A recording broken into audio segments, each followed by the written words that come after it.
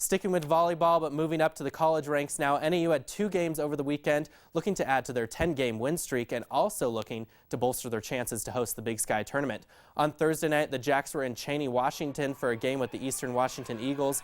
The Jacks were able to sweep the Eagles behind 18 kills from Janae Vander Ploeg and Stacia Williams, who had 14 digs. This win on Thursday pushed the Jacks' win streak to 11 as they headed home for a matchup with Southern Utah.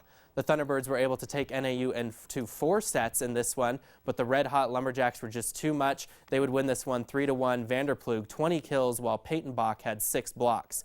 This was the Jacks' 12th win in a row. And with just 2 games to go in the regular season, one more win would give NAU the right to host the Big Sky Conference Tournament. NAU will be back in action on Thursday when they take on Sacramento State at 7 in the Roll Activity Center.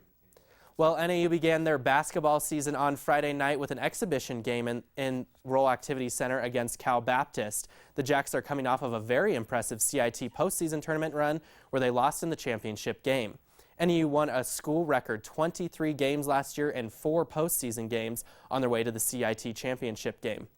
This year, NAU has 11 freshmen on their roster, and their youth showed on Friday night, but Kris Yanku, returning junior guard and last year's top free throw shooter in the nation, gets the and one here and then follows it up with another one right after that. Yanku finished the night with 17 points and 4 assists. It was the newcomers, though, that showed Coach Jack Murphy some potential. Jaleni Neely here with the nice pass to the freshman out of Oakland, Isaiah Thomas, for the layup and the foul. And then later, Neely again, as he's going to just pull up here for 3 and bang, give them all 3 of those. Then a little bit later on, freshman Junior Searcy would get in on the action with the drive and the layup here. But in the end, it was all Cal Baptist as they were on fire from beyond the arc. They shot 40% from three-point land. NAU drops this one 89-70. The Jacks are on the road this Friday as they take on Washington State.